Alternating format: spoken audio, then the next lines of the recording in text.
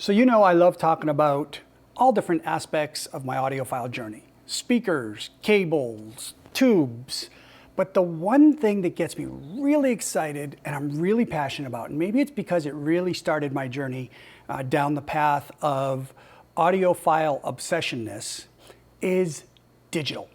And if you remember a while back, I actually did several videos. I think it was 3 or 4 videos. I experimented with 16 different switches because I was tired of reading all the people arguing online. I didn't know what to believe, and I decided to just try it myself and decide for myself. And that brings us to today. Once again, another made in the UK product. I love boutique companies that are made in the UK or Europe or even the USA, of course. And this is from Network Acoustics. This is their Muon Pro Ethernet filter, and it's the Pro version. It also has their cable. And I'm going to put it through its paces, for using cheesy terminology, and tell you what I think of it. So stay tuned.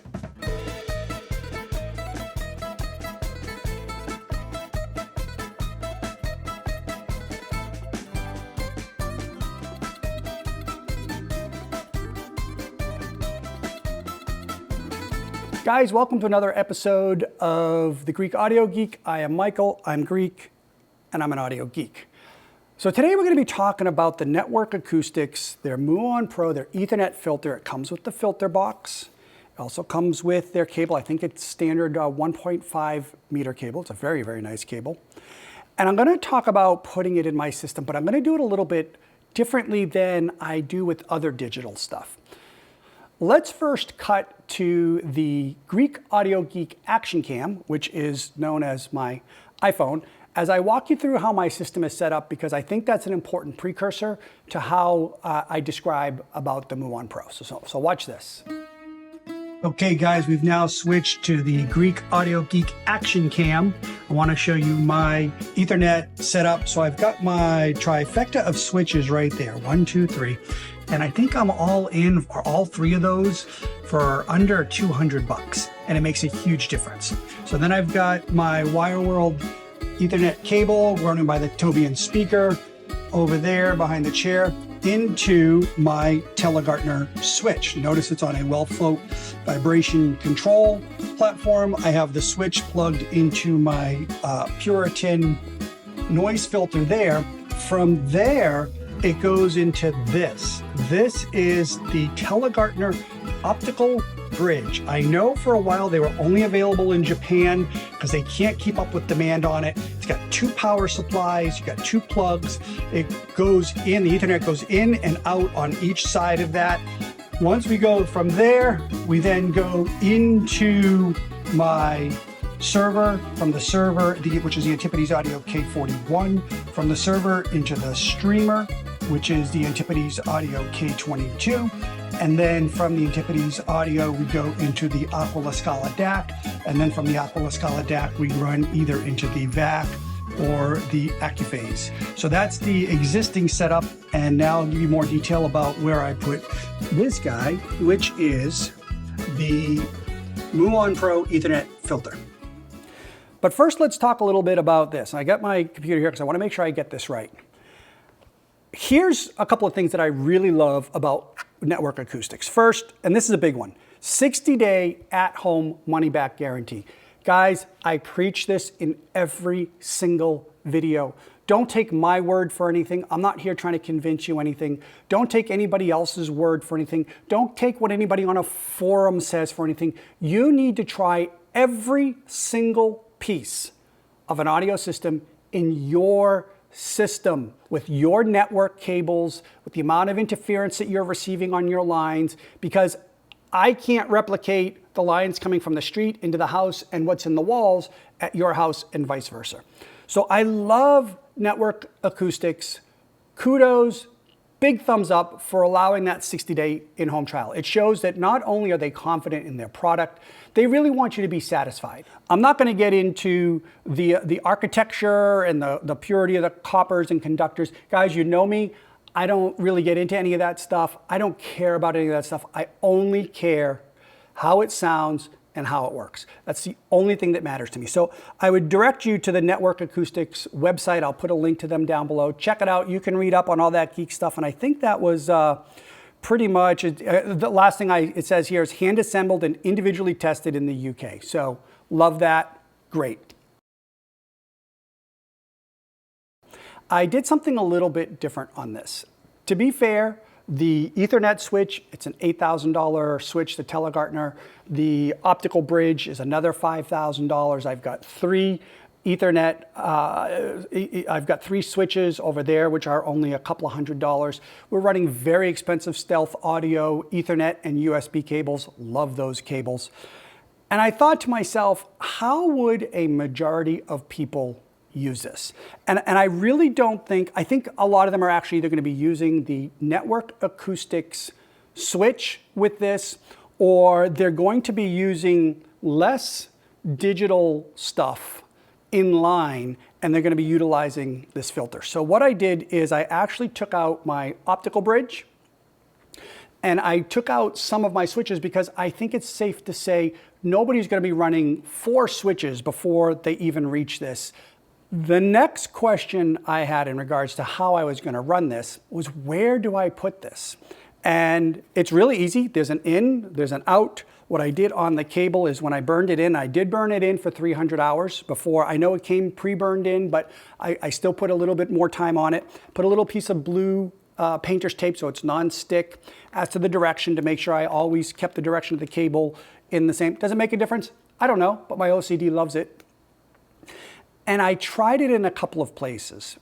First, I tried it after my switch, before we go into the server and streamer combo that I showed you. And then I also tried it running between the server and the streamer. I heard a difference in both. In both cases, it was a positive difference, and I'll explain to you what I heard that was positive. But I got a bigger positive differences running it before the server than between the server and the streamer. All my discussions going forward are going to be running it before the server and streamer and DAC. I used my suite of normal test songs. I listened to Frank Sinatra. I listened to Holly Cole, Above and Beyond. They're live at Hollywood, especially the Liquid Love song. Love that because that one's really got an audience, not only an audience in the beginning, but there's a couple of audience screams throughout. That is a great test for any system in terms of dialing it in or hearing what the difference is. And also on top of that, they've got a portion in the middle of the song when they've got 2 different drums playing, and many systems will make it sound like there's one drum playing and you can't really hear the texture and feel the texture of that. The better systems and the better gear is going to clearly delineate that. So let's start with that song. The Muon Pro was very good on that. It allowed the audience to sound spacious and open, but not sounding overly artificial. Because you can get that line. You can get that line where, even with cables, it starts to get more detailed, and I hate that word detailed because, guys, I'm really sensitive to high frequencies and tone and texture. So for me, when I hear the word detailed, to me it means they've turned up, for lack of a better description, the treble, and it's artificially bright. And they make it artificially bright to get you that detail, which to me is artificial and fatiguing, and I don't like that. The Muon added none of that to it. It made it more spacious, made it more open sounding, it allowed more insight into it. The Muon was a little bit, if we want to compare, because one's not better than the other, it did have a brighter presentation than when I had my Telegartner optical bridge in line, but they're doing different things. The Telegartner is, in essence, cleaning up the signal and the filter by converting it, if I understand how it works correctly, to almost fiber and then back out, the optical bridge, the optical, and then back out. So it works on a different premise. Again, the Telegartner is also $5,000 or more US dollars. I'm not sure what it sells in the US. So you're not comparing apples to apples. It's a different presentation. One isn't necessarily better than the other. So for me, I did notice that difference. I noticed the difference in the audience and the clapping. You need to decide which one you like better and which one's in your wallet.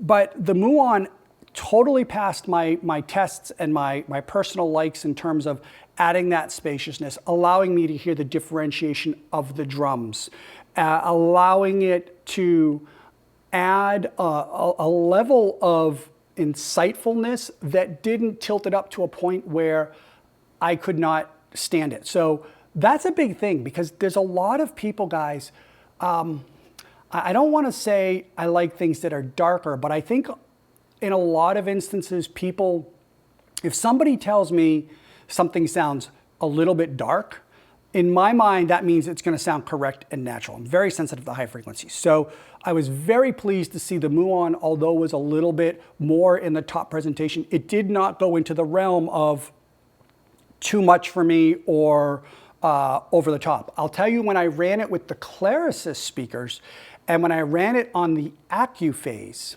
it then sounded much more in line with an even keel than on the Tobians, which are horn speakers, and on the tubes. So this is a perfect example of why their 60-day money-back guarantee is perfect, because it is so personal preference. But I was so pleased to see that, guys, I get a lot of stuff in that comes in and I try it and it makes no difference or it makes it worse. When I tried this, as I believe it was meant to be, without 19 bazillion switches before it, as a primary Ethernet filter on a switch, it was a noticeable difference for the positive. And I think at the price point, if I remember correctly, it's about, with the cable, it's about 1,800 euros.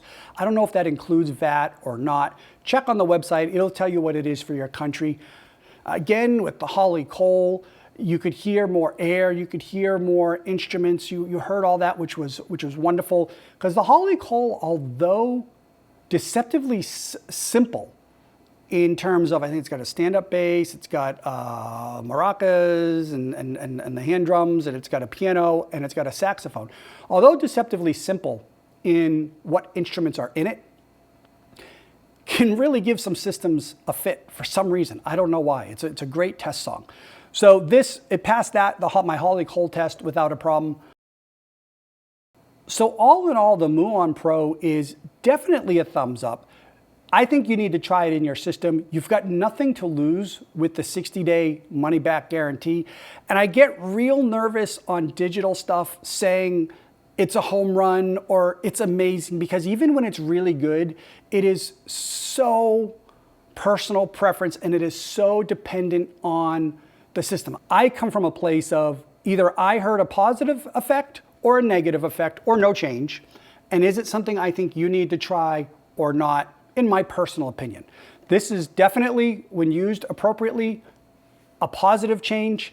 It is also something I think you have to try if you're in the market. You get the 60-day in-home, I think you're gonna be pleasantly surprised. Make sure you burn it in correctly. And I really want to support us as an audiophile community. I really want to support the companies where stuff is handmade in England, France, Spain, Italy, Greece, the United States, over mass market junk that's made in China. Why do I say that? I have nothing against China.